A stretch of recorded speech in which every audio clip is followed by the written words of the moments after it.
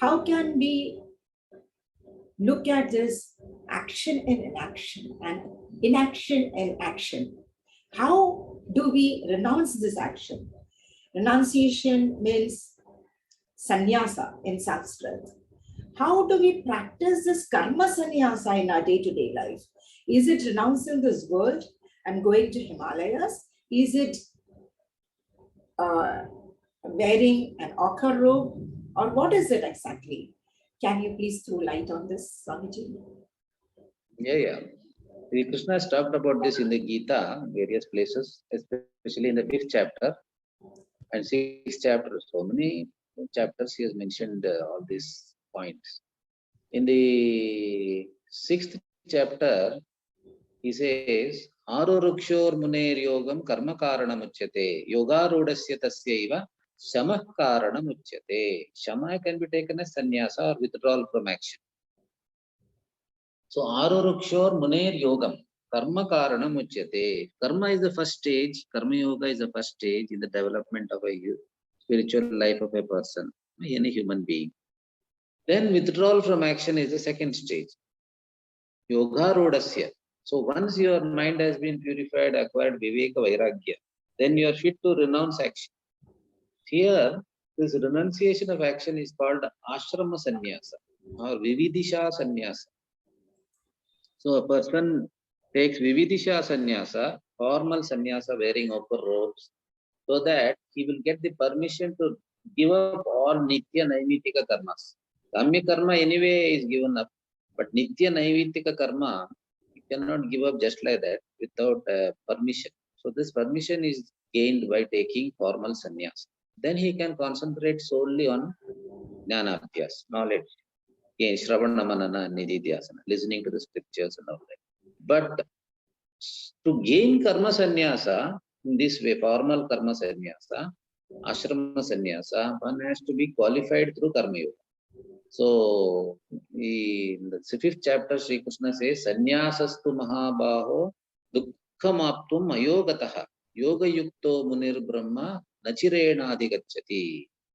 So, dukkhamaptum ayogataha. For one who has not trained himself through karma yoga, this ashrama sannyasa will be very difficult. He is not fit for that really. If he takes ashrama sannyasa without doing karma yoga, his mind will be very disturbed, he will have a hard time in sannyasa.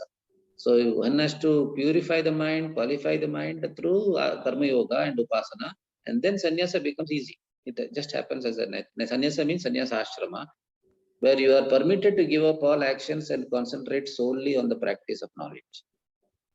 So yoga yukto munihi brahma na achirena adhigacchati. One who is yoga yukta, endowed with the qualifications that come from karma yoga, so very quickly he attains Brahman.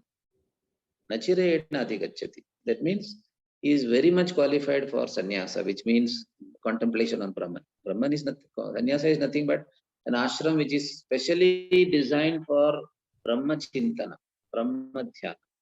So the real job of a sannyasi is shravana manana nididhyasana. For that he has to qualify himself.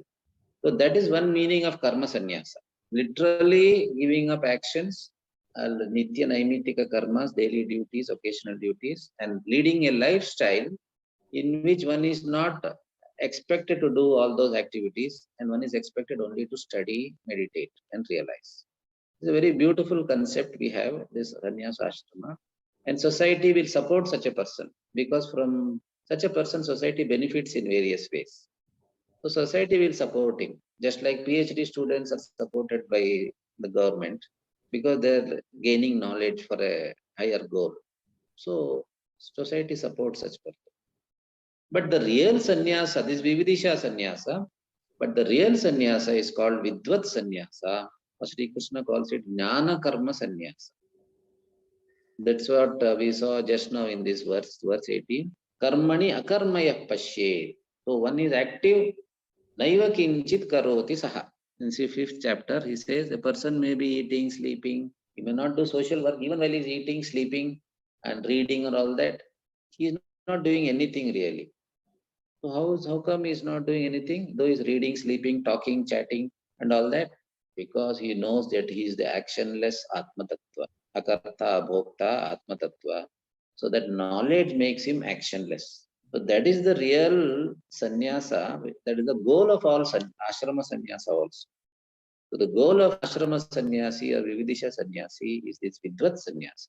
Sannyasa born out of wisdom. Wisdom is here clear distinction between the upadhis and the consciousness principle. Upadhis are inert matter.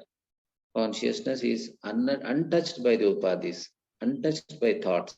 So that is my true nature. One has to get established in this higher nature by knowledge and meditation. So then you are really free. That is the real sannyasa, jnana karma sannyasa. But to facilitate that, vividisha sannyasa has been provided, ashrama sannyasa. So in any case, one has to start with karma yoga. Swamiji, that means you need to hint to all the common people that one needs to move along the path of karma yoga and enter into vividisha sannyasa and then culminate into vidvat sannyasa. Yes, exactly. That is the path. So there is no Start other with way other than this. There is no other way. Nanya pantha vidyate ayanaya. There is no other way. Yes, Swamiji.